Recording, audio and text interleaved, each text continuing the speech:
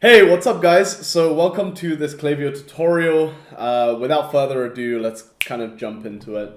I've made this beginner friendly on purpose, just so that everyone can access it essentially. To give you a bit of background, I run an email marketing agency. We've done over 20 million in revenue for our clients, and we work with brands doing $1 million a year or more, all the way up to around 100 million. So if you're below that range, do not worry, our services are not for you, right? So you can just enjoy this tutorial, and if you're a freelancer watching this, I do have a course link in the description where it takes you from a complete Klaviyo novice to an absolute pro, to the point where I would actually even hire you. I exclusively hire from my students as well. So yeah, let's jump into it. So this is an account that we've been undertaking for, I think, like a month and a half now. Super small brand. It's just a brand that I have some equity in and some personal interest in. That's why it's such a small account.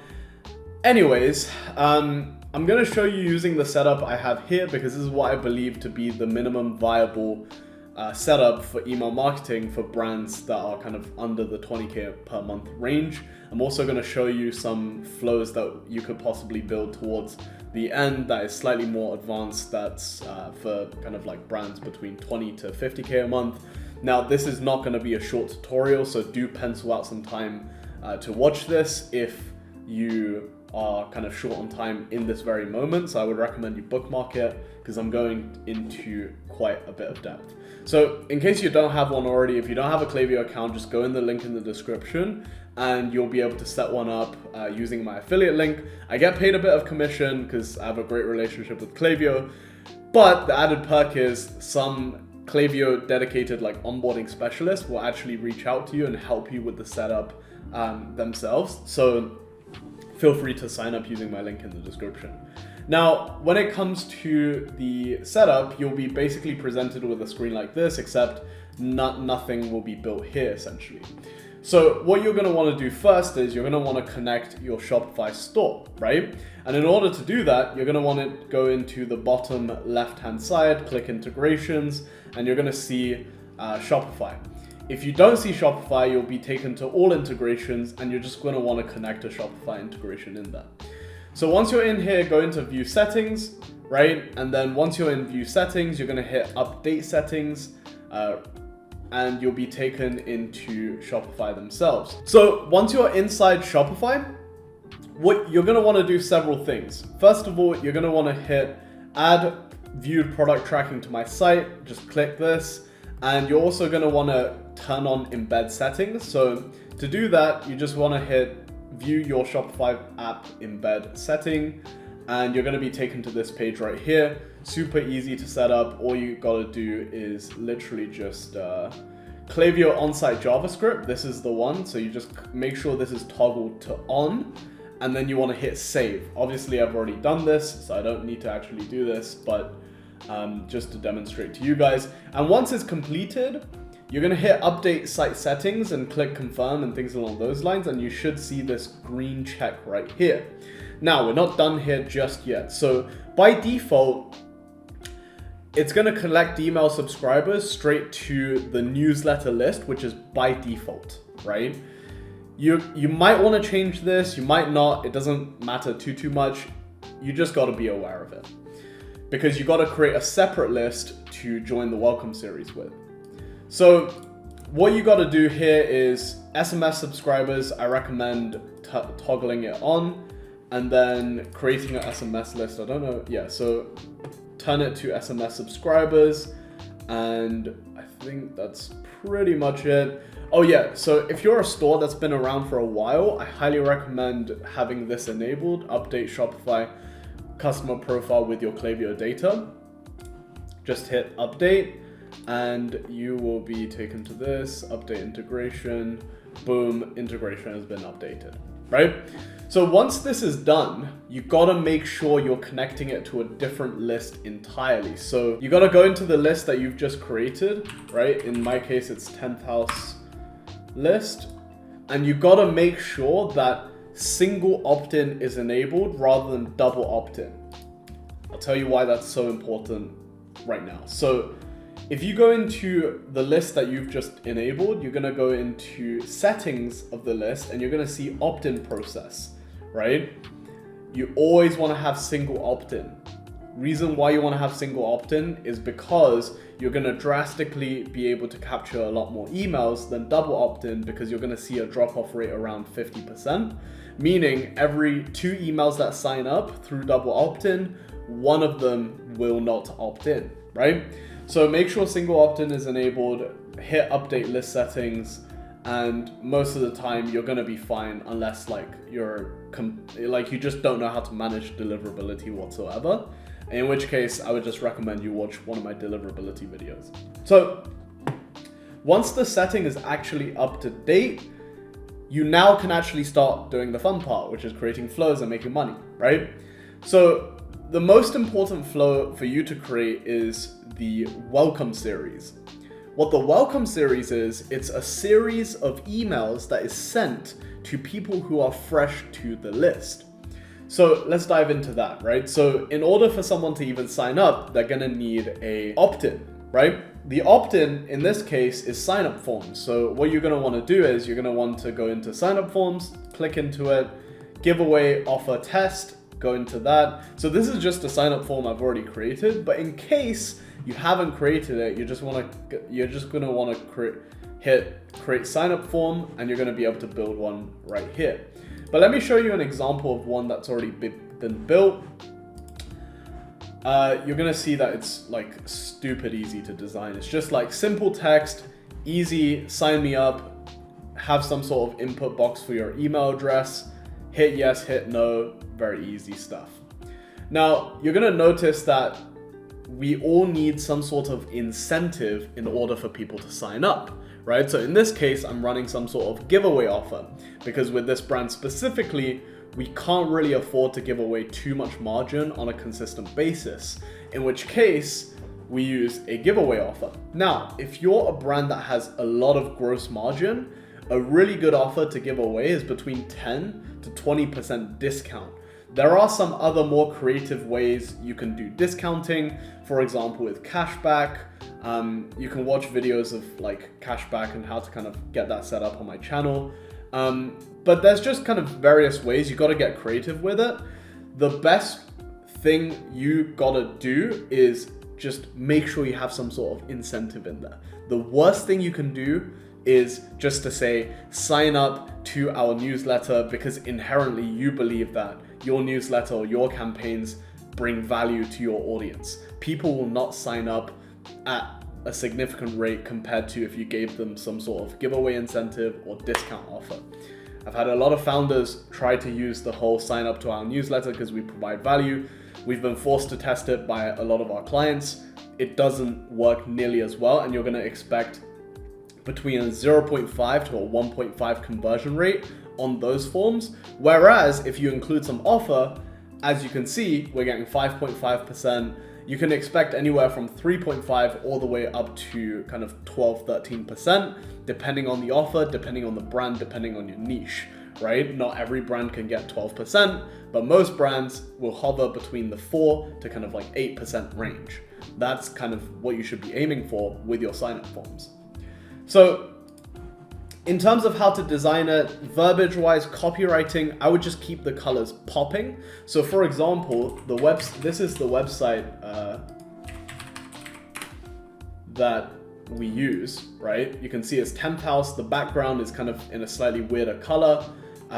It's kind of off-white, and then the pop-up form is designed to stand out because it's a white background, dark text, bright buttons, right? You want your pop-up form to pop out, and you can do that by manipulating the colors, but also keeping the copy dead simple, right?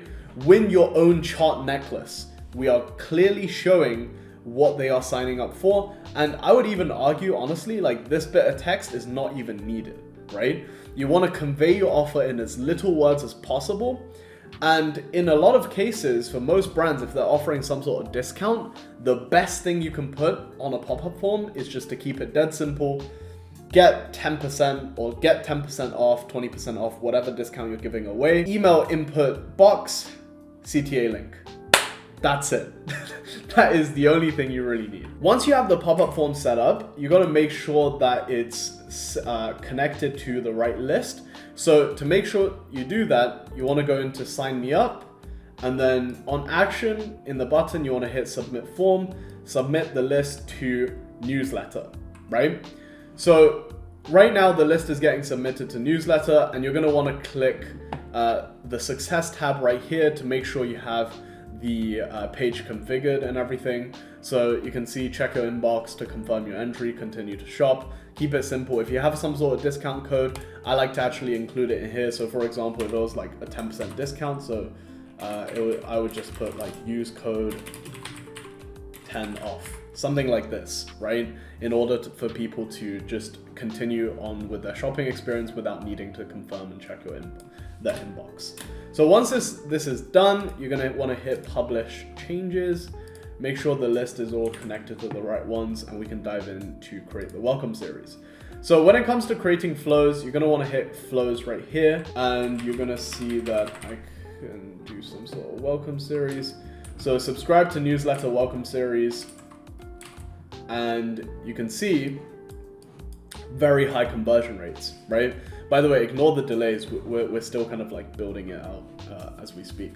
So in the welcome series, you're gonna wanna do it like this, right? So you're gonna wanna hit create a flow, and in terms of searching for flows, you're just gonna type in welcome here, and you're gonna wanna use welcome series standard. You don't wanna use anything else. This is the best one. It's the most simple, and it works the best. Period. Once you click into this, you're going to be brought to a screen similar to this, except obviously all of the templates and things along those lines are completely default. You're going to want to go in and actually customize it. I'm going to show you exactly how to do that in just a second.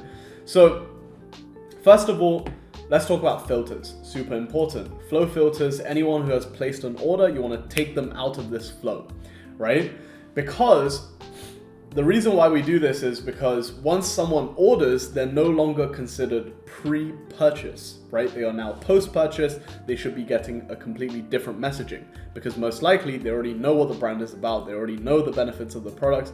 That doesn't need to be drilled into them anymore, right? You got to start worrying about post-purchase objections, things like shipping times, things like how to use instruction manuals, kind of like instructions on how to care for the product, maybe things along those lines, and how to, file returns, how to get support if they have questions, packaging, so on and so forth, right? So you're going to want to filter everyone out who has placed an order since starting the flow. And in terms of the actual content of the email, let me show you some examples. So you can see, welcome to 10th house, your entry has been received. This is referencing to the sign up form that they signed up through, right? And then from there, you can see it's just like a simple email telling them about the brand, telling them kind of like, what is it all about. For this brand specifically, it's a very kind of like homemade type of vibe. So we feature the founder, them making the actual jewelry, everything is handmade, super bespoke, very cool, right? So this is kind of like how you want to design it. And to achieve this look, you can use either Canva, Figma, or Photoshop.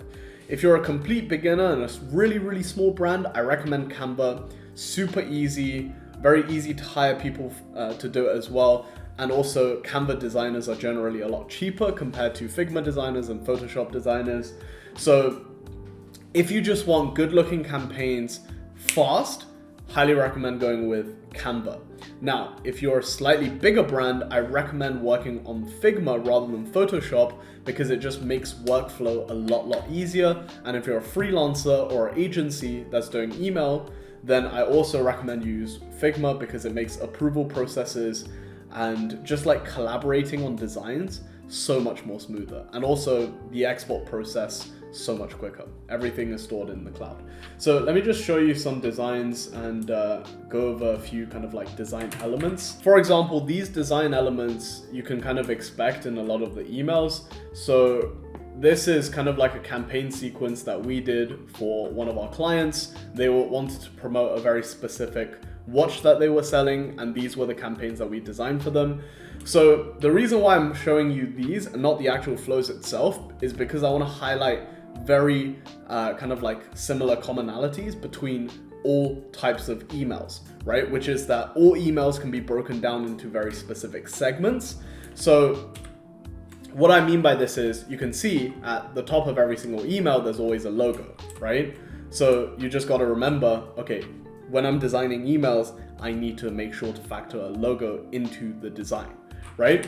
And another thing is they all have banner. A banner is basically just the first thing that someone sees when they when they open your email address, right? You want to keep this to the first phone screen so they don't even need to scroll in order to see the complete banner, which is why, for example, if you zoom into something like this, it's clearly visible, like logo, banner text, the image itself, and then also the CTA button. It's very important that you include CTA buttons because it directs people where to click. We have split tested emails with CTAs and with not, and honestly the click-through rate is drastic. Like the biggest thing that brands do that completely screw their click-through rates is just not having a clear visible button in their email. Can you believe that? Like, yeah, it's crazy. So make sure you design buttons and make sure you design multiple buttons so that people know that they don't need to scroll all the way up in order to click through to the website. They can just click right down here as well. So yeah, you'll notice that in terms of banners, this is the banner, some text, CTA, banner, text, CTA. Like it's the same repetitive pattern, right? And in terms of the content for the welcome series, this one you want to confirm that, you know, their entry or their discount code or like their welcome offer is given to them. Confirm that. Tell them a bit more about the brand, what you guys sell, origin stories, things along those lines. And yeah, just keep it dead simple and you're gonna make a lot of money. As you can see, the conversion rate on this is 5.6%, meaning that out of 100 people that receive this email, we get 5.6 orders, right? Which is not bad. In terms of subject line and preview text, so preview text is literally the bit of gray text that is under the subject line that people receive. Now, you want to include a subject line and you also want to include a preview text. Sometimes though, like we do experiment to break patterns. So this is something that we do with preview text in order to kind of just like break the pattern. Sometimes we won't actually have any bit of preview text. We just keep it blank so that, you know, it defaults into the email. That sometimes works quite well. In this case, we're choosing to do that with just like one of these things that raise open rates. So in terms of building out the email, obviously Klaviyo has its default email builder, which is honestly, it's good enough. You just got to use it with something like a Figma, Canva, Photoshop to do some of the more complex graphics, and you want to upload them as image blocks, right? Don't forget to also add the CTA links. In terms of delay, you want to keep it 1 day, 2 days, 3 days, and just progressively drag it out to about like the 4 or 5 day range. You don't want to keep the delays way too long and you don't want to keep it too short. I see some people, you know, doing like a 8-hour delay between email 1 and email 2. Personally, I don't really like doing that because everyone has different schedules during their day, right? So for example, if you're often browsing, you know, I don't know, like during a lunch break, let's say, at 1 p.m. in the afternoon, right? You're gonna wanna send them the second email around the same time that day, around the same time the following day, because that way they're more likely to be on their phones checking their emails, right? That's just the simple psychology behind that. And also based on time zones, if someone, you know, signs up at night, 7 p.m. let's say, and you have like an 8-hour delay instead of 1 day delay, then they're gonna get it at like 2:30 in the morning or like 4 a.m. in the morning, right? And you definitely don't want that. So that's it when it comes to the welcome series. Generally speaking, you wanna have between 3 to 5 emails in the welcome series. This one is just such a small brand. Quite frankly, we're gonna build it out as we go. So don't copy what's on here, just make sure it's 3 to 5 emails long. And if you're thinking about like the content, you want to be talking about the brand And then in the second email, you might want to dive into some of the specific product benefits, the problems that you're solving, why it's resonating, things along those lines. And then email 3, you might dive into it with some social proof about the publications you guys have been featured on, the reviews, video testimonials created as like GIFs, things along those lines to really drive home the message. Email 4 and 5, you can add some urgency if there was an original discount. So for example, if you gave 10% away, then email 4 and 5, you can talk about the discount code expiring, your welcome offer is about to be gone. And then email 5 is like some real urgency, like you only have 24 hours, something along those lines. So once the welcome series is done, you're going to want to update action statuses and you're going to want to set them to live, and then also publish the form at the same time in order for you to start collecting emails on your website. Once that's done, the next most important flow to set up is actually the abandoned checkout, right? Abandoned checkout, super, super important.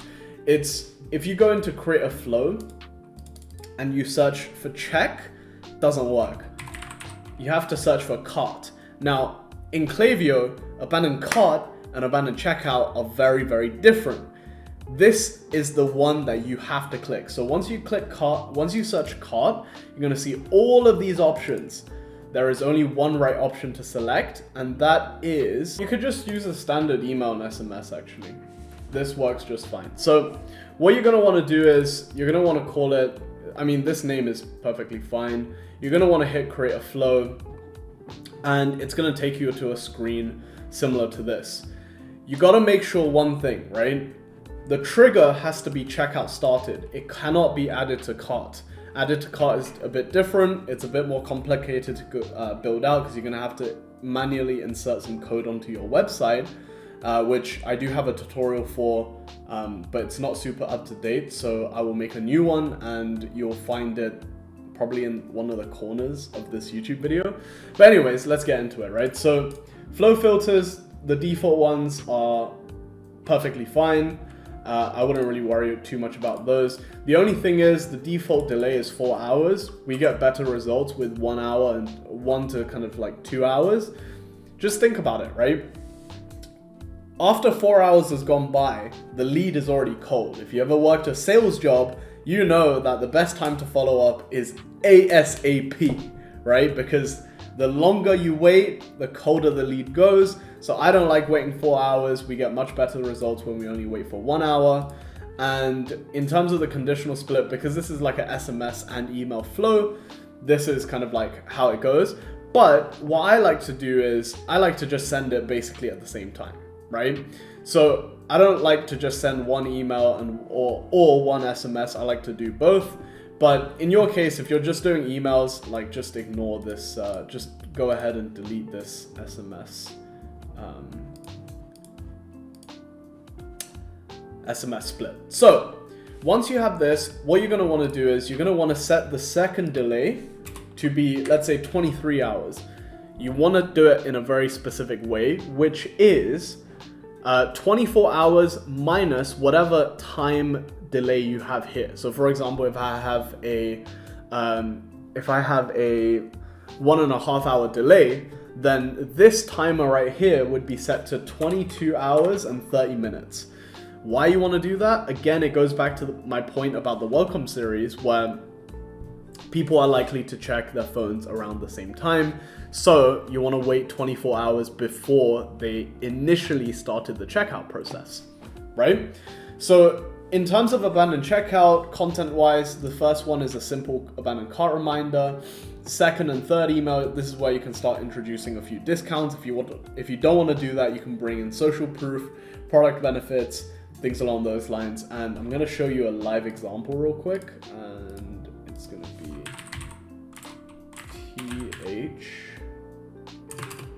pre-abandoned checkout. So 10,000 abandoned checkout. You can see we're actually running a split test. I'm going to show you exactly how to go about doing that. But yeah, you can see fairly standard setup, 2 emails long. And to give you a preview of what this is, when you preview, it's not going to include the dynamic segments, right? But when you go into actually building it out, you'll see how this works. You're gonna go into edit, and then you're gonna go into here. You can see we actually have the dynamic products segment, right? So for example, if I hit preview in here, you'll see that someone who has placed an order for Virgo and a bracelet chart, their products come up here. And if you click on any of them, it will take you right to their checkout screen. So you're gonna wanna use the default templates, just design it, get it uploaded, and you're basically good to go. This is what a standard abandoned checkout email kind of typically looks like. And in terms of creating split tests, this one is a draft test, but let me show you exactly how to go about doing it. So you're gonna wanna hit create A/B split test, and you're gonna create 2 variations of the same email. What's gonna happen now is you're gonna change a singular variable about variation B. The variable could be several things. It could be subject line, it could be preview text, it could be the actual content of the emails. Personally, the biggest thing I like to split test is subject lines, and the maths behind it makes sense, right? So just imagine when you're testing content, let's say only 20% of everyone that you send to are looking at the content, then, if you get, let's say, a 50% increase in click-through rate, and the original click-through rate was, let's say 10% just for easy maths, out of the 200 views of the email, you're gonna get 20 clicks. If you increase it by 50%, that's still only 30 clicks. Whereas if you increase the email open rate to 30% from 20%, it's still a 50% increase, except now 300 people are seeing the email, so you achieve the same result, but it's actually much, much easier to get a much higher open rate than it is to improve the content, because with the content you have to think about copywriting, offer positioning, the actual designs of the email, the load speed of the email. Whereas with subject lines, you change one sentence and you basically can have the same impact as well. So I always like to start with testing subject lines, and in terms of how to go about that, all you got to do is just change the subject line here, hit publish test, and you're basically good to go. So that's that in terms of the abandoned checkout series. Now let's talk about what else there is to do, right? So there are other flows that you could build out, notably browse abandonment, which retargets people who are who look at a product page but don't complete a purchase. There's also things like abandoned click that you can build. There's also customer thank you. There's a bunch of flows, right? But these 2 are going to be the highest revenue generating. And then the third one would be browse abandonment. But if you're kind of like this brand, which is only doing 5 to 6K a month, browse abandonment is not a super big priority on the list. In terms of what you should actually want to build out, you want to build out things like the post-purchase, right? Customer thank you is super, super important, because it's kind of like a part of almost like the unboxing experience, right? For example, in the jewelry category, the packaging of the actual jewelry itself makes a huge difference on the perceived value of the actual product, right? So it's only natural to assume the emails you receive after you complete your purchase is going to be a big sign on whether or not the product quality is good or not, because you change the perception around the product, right? So if you're a smaller brand, packaging is super, super important, in which case you want to have well-designed customer thank you emails. Now, let's talk about campaigns. So campaigns is one of those things where if you're a small brand, you don't need to send 5 campaigns a week to match your competitors. It's not about what the next brand is doing. It's about what you're doing, right? And if you're a solo founder, which a lot of brand owners who watch my videos are, I highly, highly, highly recommend you just stick to, you go for consistency rather than volume, right? What I mean by that is a lot of founders would hear me say, or like another person say on the internet, like, oh yeah, you should be sending 2 to 3 campaigns per week to your mailing list. And they're like a 5K a month store. And they think, oh, I need to send that many emails. but it's actually better to just send one email a week or even one email every other week if you can keep it consistent and keep it coming, right? You don't want to burn yourself out with campaigns. So I'm going to show you how to design a campaign calendar that is easy to follow and also very much manageable for you as the brand owner. So when it comes to designing campaigns, I like to use something called Notion. So I'm just going to show you what that kind of looks like in this. Personally, I really like to use Notion, and this is the thing that we use to track all of our client data, results, and just their marketing calendar in general. If you like this setup that I have, that I'm about to show you, drop me a comment or something and I'll make a tutorial going about exactly how this entire thing is set up. And by the way, if you want this exact template, you can sign up to my email marketing course down below. It's not really for brands. It's mainly targeted at freelancers and beginner email marketing agency owners where they're trying to learn the craft themselves in order to sell it as a service. Most of our students are freelancers or just email marketers looking to improve.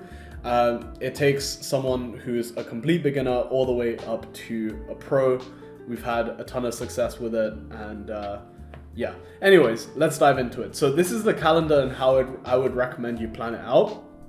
You can see for 10th House, the brand, we've already planned out the next 4 weeks of campaigns, essentially, because we're only doing one a week for them. Because remember, consistency beats aggressive volume and then just taking a break. Reason that is because you train your subscribers to receive emails from you on a weekly cadence or whatever cadence you generally send, and you're going to help maintain list size a lot better because it sets expectations. If you oversend for 2 weeks, what's going to happen is it's going to piss off a lot of people, and after 2 weeks or so, you're going to realize, oh shit, I actually can't be bothered to create 5 emails per week, and also a lot of the emails aren't even making me money, so why would I do it, right? So let's get into it. If you want to have a weekly cadence, I really recommend sending on Thursdays or Tuesdays. Those seem to be the highest performing days. There are certain product categories, like if you're a baby in the baby category, anything along those lines where you're targeting parents, for example, weekends definitely performs better. But if you're targeting Gen Z or kind of like millennials, basically anyone from the ages of 18 all the way up to like early 30s, Tuesday and Thursdays are going to be your best friend. Anyone above, weekends tend to do slightly better from a revenue standpoint and also an engagement standpoint. Sending times can vary a lot depending on your niche. We tend to do either mornings or kind of like mid-afternoon, depending on the category. Again, if you're targeting working people, mornings and noon time is kind of like great, and then because then the sales are going to come in towards the evening. But if you're targeting, let's say, people who are at university, like predominantly students, then the best times to send is kind of like late afternoon towards the evening. So let's get into it. In terms of planning the campaigns, I already have templates in place. So for example, I would just need to hit email campaigns, set the client name, whatever. In this case, it would be 10th House, right? And client email type. Don't worry about a lot of these fields. The thing that you're just going to want to stick to is like copywriting, and also another super important thing is the publication date. So if you want to set it to, let's say, 2nd of February, let's say, right? You can see that I have the email campaign right here. So here we just name the email campaign 10th House email 2, something like that. Write the copy for it, make sure you write a subject line, preview text, sender name. And in terms of the body, make sure you add some copy to that. And then from here, you can actually start the design process with the email itself. Now, this is by far the best system that I have ever used as an agency managing like about a dozen clients at this point. Notion is honestly the best thing that we've ever done to streamline productivity and make sure I have a high level overview. What I might do is I might create like a Notion dashboard specifically for like e-commerce marketing that I might sell. I don't know exactly how that's going to work, but I just think this system would be so useful to e-commerce brand owners to manage campaign turnaround times, creatives, things along those lines, even outside of email, like on Facebook, TikTok, organic socials, whatever, right? So you're going to want to plan out your emails like this, and it gives you a really easy way to visualize how ahead you are and everything. So for example, if I were to create more emails, I would just drag it out. And especially once you start sending more than one email a week, you're going to have a very good view of what days emails are going out, what days ahead that we need to kind of like prep ahead for, etc.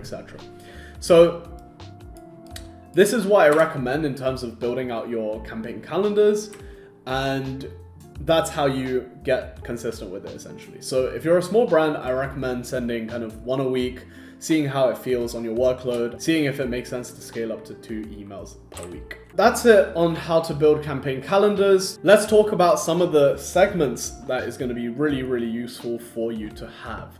So the first segment is going to be your highly engaged and your unsuppressed, right? These basically are the only 2 relevant segments for you to target campaigns to in the beginning. So unsuppressed is basically just everyone who you are legally able to send an email to. This is going to be the list. It's actually funny to me where a lot of, even the big brands, I'm talking like doing $250,000 to $500,000 a month, they would come to me and just be like, yo, Boyan, like, we have 65,000 emails, but for the life of me, I cannot seem to find them. So we're only sending to 30,000 people, right? And it's because they don't understand, they don't know about the unsuppressed list. So how you do this is you go in to create a listing segment. You're going to want to hit segment, not a list. Lists and segments are very different. List is based on opt-in. Segments is based on behavior. So you're going to want to hit create a segment, and in the segment, the definition is if someone is or is not suppressed for email, you click that. Person is not suppressed, you hit update segment. It's going to give you every single email address under the sun for the brand. The next segment you're going to want to worry about is the highly engaged segment. This is super important again.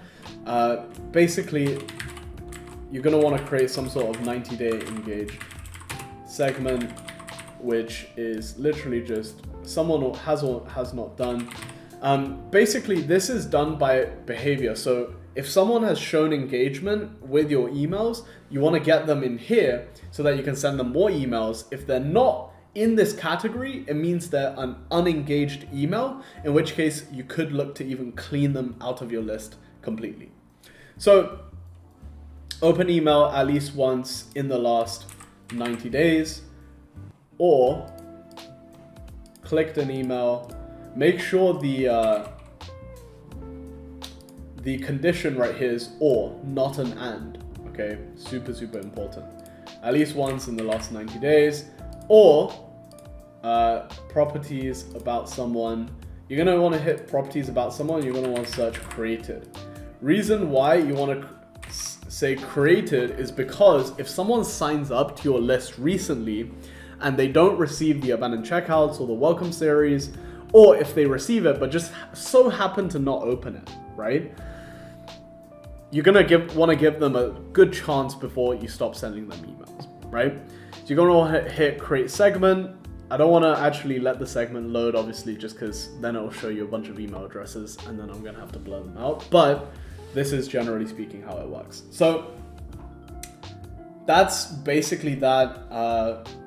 Those 2 are the only segments you should really concern yourself with. The flows, set those 2 flows up, get the campaign started. And yeah, I hope you enjoyed this tutorial. If you found it useful, then I guess just subscribe. But if you're a freelancer looking to actually get really good at emails, then I do have a course, link in the description. And if you're a brand that's super big, it makes sense for you to work with someone on email marketing, so it might as well be me, right? So yeah, if you want to do that, then feel free to book in a call with me in the description. Thanks for watching. See you next time.